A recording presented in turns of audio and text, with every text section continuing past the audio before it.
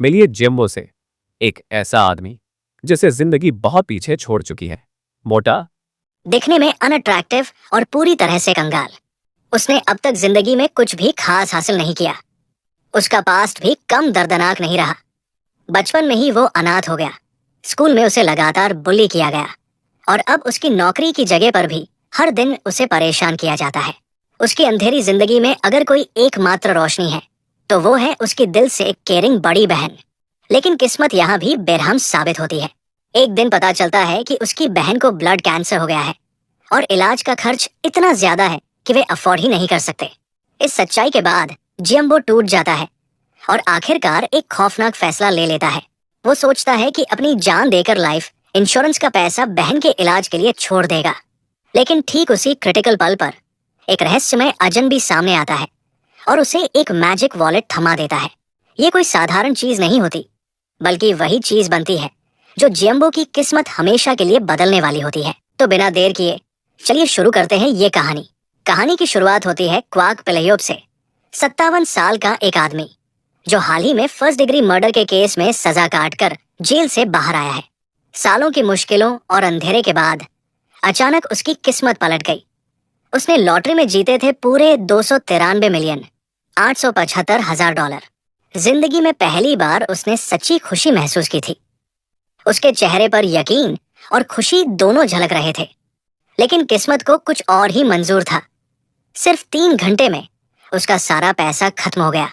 अब पेलेयोप एक casino rooftop के किनारे खड़ा है, सिगरेट दबाए, आंखों से आंसू बह रहे हैं। वो खुद से बड़बड़ा रहा है, गालियां दे रहा है, उसकी आवाज टूट रही है। तभी पीछे से एक आदमी आता है, काले सूट में, शांत और ठंडे चेहरे के साथ। वो बोलता है, लगता है तुम सोच रहे हो।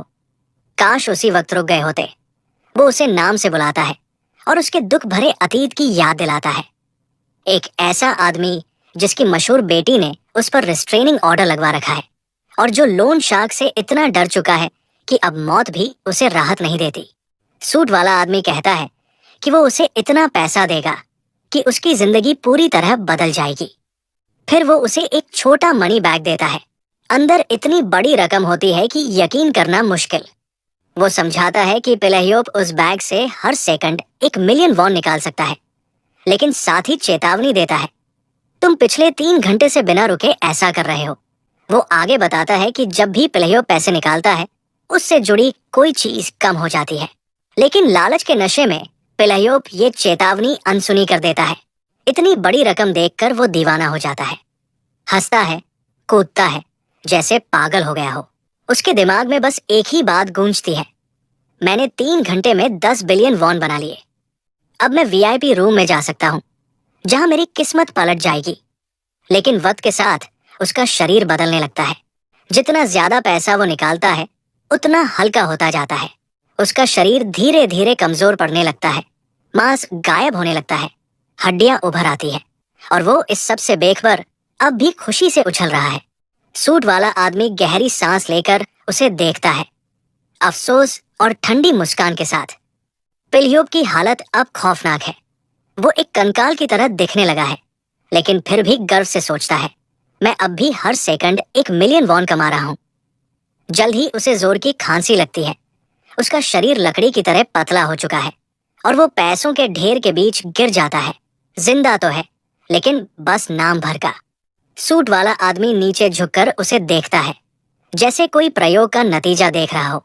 वो कहता है, तुम्हें क्यों नहीं सूझा कि जब तुम्हारा वजन जानलेवा हद तक गिर रहा था तो रुक जाना चाहिए था। अगर एक बार भी शीशे में देखते तो समझ जाते कि तुम जितना पैसा निकाल रहे हो उतना ही वजन घट रहा है। हल्की मुस्कान के साथ वो मुड़ जाता है और उसके चारों ओर उड़ते नोट हवा में बिखरते हैं। क्वाक पेलेयोप, वो आदमी जिसने जिंदगी भर दौलत का सपना देखा, उसी दौलत के पहाड़ के नीचे दबकर मर गया। सूट वाला आदमी चलते चलते उस कस्त वॉलेट की तरफ देखता है और हल्का सा हंसता है, फिर धीरे से बड़बड़ाता है, देखते हैं अगली बार इसे किसे दूं और वो क्या खोएगा। सीन बदलता है। अब हम देखते हैं एक 9 साल के लड़के को, चॉन गुम्बो, जो अपने माता पिता के अंतिम संस्कार पर मुख्य शोककर्ता के रूप में खड़ा है। उसकी आंखों से आंसू बह रहे हैं, लेकिन उसकी आवाज में दृढ़ता है। वो अपनी 17 साल की बड़ी बहन चॉन यूनवा से कहता है, दीदी, मैं बड़ा होकर सियोल नेशनल यूनिवर्सिटी में पढ़ूंगा और तुम्हें अच्छी जिंदगी दूंगा। वो मुस्कुराते हुए याद दिलाता है कि जब उनके नाम मिलते हैं, गोल्ड, सिल्वर, यून और ट्रेजर, तो उनके माता पिता ने यही चाहा था कि वो दोनों दुनिया में कीमती इंसान बने। गुम्बो कसम खाता है कि वो जरूर कामयाब होगा और अपनी बहन को अमीर बनाएगा। यूनवा आंसू पोंछते हुए मुस्कुराती है और अपने छोटे भाई को गले लगा लेती है। वो कहती है कि ये बातें तो उसे खुद कहनी चाहिए थी। वो अपने मासूम भाई की दया और नेकदिल स्वभाव की तारीफ करती है। सोचती है कि जब वो बड़ा होगा कितना अद्भुत इंसान बनेगा। लेकिन वक्त बीतता है और चीजें वैसी नहीं रहती जैसी उसने सोचा था। गुम्बो 17 साल का होता है, लेकिन अब वो बिल्कुल अलग इंसान बन चुका है। उसका शरीर बहुत बड़ा हो गया है, इतना कि वो हिपोपोटामस जैसा दिखता है। उसका पूरा दिन बस खाने और सोने में गुजरता है। स्कूल में 2 गुंडे, जून और जिन, हर दिन उसका मजाक उड़ाते हैं। वो उसकी छाती पर एक बास्केटबॉल और एक फुटबॉल ठूसकर उसे लड़की जैसा कपड़े पहनाते हैं। गुम्बो का रूप इतना अजीब लगता है कि वो जोकर जैसा दिखने लगता है। दोनों बुली जोर जोर से हंसते हैं। उसका मजाक उड़ाते हुए उसे फैट गोस्ट कहते हैं और उसकी तस्वीरें खींचते हैं। अंदर से गुम्बो गुस्से से भर जाता है। वो मन ही मन उन्हें गालियां देता है। ये घटिया लोग दूसरों को सताकर खुश होते हैं। मैं इन्हें कभी माफ नहीं करूंगा। तभी उसकी क्रश, एक लड़की जिसका नाम शिनय है, वहां आती है। वो जून पर गुस्सा होती है, कहती है कि उसने उसका पाउच उधार लिया था और अब तुरंत लौटाए और सबसे बढ़कर लोगों को तंग करना बंद करे। जून हंसते हुए उसका पाउच ऊपर उठाता है, मजाक में कहता है, ले लो अगर ले सकती हो। गुम्बो उसे देखता रह जाता है। दिल जोर से धड़कने लगता है। उसके मन में आता है वो फिर से मेरी मदद करने आई है। वो उसकी बहादुरी और सुंदरता पर फिदा हो जाता है। लेकिन जब जून उसके सिर पर हाथ रखकर उसे नीचा दिखाने की कोशिश करता है, गुम्बो के अंदर का गुस्सा फटने को तैयार होता है। गुम्बो के अंदर गुस्से की आग सुलग रही थी। उसके मन में बार बार वही ख्याल घूम रहा था, उस कमीने की हिम्मत कैसे हुई शिनय को छूने की। लेकिन उसने खुद को रोक लिया, तय किया कि अभी के लिए चुप रहना बेहतर है। उसने मन ही मन कसम खाई कि एक दिन वो जरूर खुद को साबित करेगा। उसने जून और जिन दोनों को कोसते हुए कहा कि वो दोनों बिल्कुल कचरा है। उसने कल्पना की कि जब वो दोनों गंदे कपड़ों में किसी घटिया जॉब में फंसे होंगे, तब वो यूनिवर्सिटी कैंपस में चेरी ब्लॉसम के नीचे शिनय के साथ टहल रहा होगा। उसने सपने में देखा कि शिनय उसे अपने परिवार से मिलवा रही है और यहाँ तक कि उसकी बहन भी पहली नजर में उस पर फिदा हो जाएगी। 8 साल बीत गए।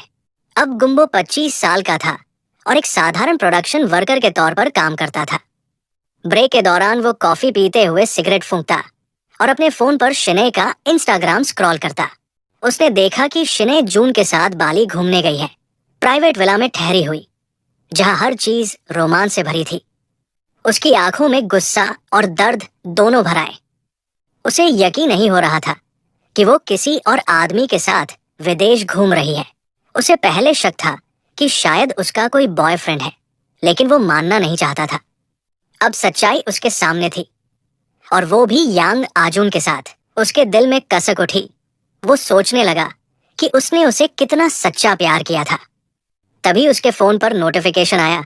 उसकी बहन यूनवा का मैसेज था। उसने पूछा, आज रात चिकन खाएंगे? गुम्बो ने जवाब दिया, क्यों, आज क्या बात है?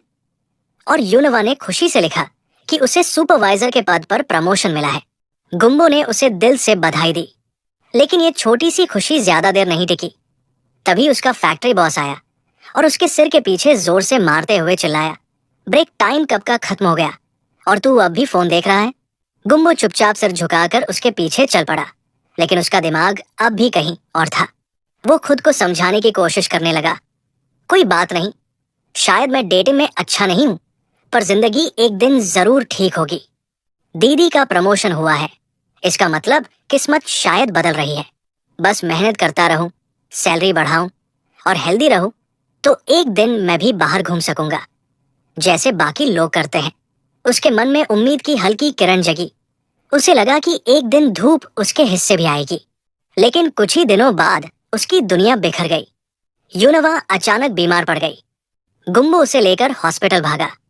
डॉक्टर की बात सुनकर उसका दिल जैसे थम गया। तुम्हारी बहन को ब्लड कैंसर है, ल्यूकेमिया। डॉक्टर ने बताया कि टेस्ट के बाद सही टाइप पता चलेगा, लेकिन अभी उसे भर्ती करना जरूरी है। गुम्बू की आंखों से आंसू बहने लगे। उसे विश्वास नहीं हो रहा था कि ये सब सच है। वो तो उसे बस इसलिए लाया था क्योंकि वो हीट स्ट्रोक से बेहोश हो गई थी, और अब डॉक्टर कैंसर की बात कर रहे थे। उसने सोचा, दुनिया सिर्फ नाइंसाफ नहीं है बल्कि बेहद बेरहम है। उसकी बहन, जिसने अभी अभी प्रमोशन पाया था, जो इतनी खुश थी, अब उसी पलंग पर पड़ी तड़प रही थी। हॉस्पिटल रूम के बाहर खड़ा गुम्बो जिंदगी की सच्चाई समझ गया। चाहे कोई कितनी भी मेहनत कर ले, जो लोग किस्मत से नहीं बने हैं वो कभी सफल नहीं हो सकते। जिस उजले भविष्य का लोग सपना देखते हैं वो तो बस उन्हीं के लिए है जिनके पास शुरुआत से ही लक होता है। उसके मन में कड़वाहट भर गई। उसे लगा कि शायद उसे भी कोशिश छोड़ देनी चाहिए थी। कम से कम जी भरकर जीता, जो चाहता वो करता। वो अपनी बहन के कमरे में गया। यूनवा ने कमजोर आवाज में मुस्कुराते हुए कहा, माफ करना, इलाज बहुत महंगा है। गुम्बू की आंखें फिर भर आई। उसने रोते हुए कहा, पागल हो क्या दीदी, सॉरी क्यों बोल रही हो? अंदर से वो खुद को कोसने लगा। काश मुझे पता होता कि वो इतनी गंभीर बीमारी से गुजरेगी तो मैं उसे खुलकर जीने देता, अपने पैसों से उसकी हर ख्वाहिश पूरी करता। शाम को जब वो सबवे से घर लौट रहा था, जिंदगी ने फिर उसे उसकी औकात याद दिलाई। एक पुलिस वाला आया, उसे डंडे से धक्का दिया और खुद सीट पर बैठ गया। गुम्बू जैसे तैसे भीड़ में एक कोने में बैठा, थका हुआ और टूटा हुआ। ध्यान बंटाने के लिए उसने फोन निकाला और सोशल मीडिया स्क्रॉल करने लगा। उसके अकाउंट पर न कोई फॉलोअर्स थे, न फॉलोइंग, लेकिन सर्च हिस्ट्री में उसके पुराने स्कूलमेट्स के आईडी भरे थे। वो अक्सर उनकी प्रोफाइल्स देखता था, पर कभी फॉलो करने की हिम्मत नहीं जुटा पाया, बस दूर से चुपचाप देखता रहता था। उसने देखा कि उसके कई पुराने दोस्त, जो कभी कॉलेज एंट्रेंस एग्जाम में फेल हुए थे,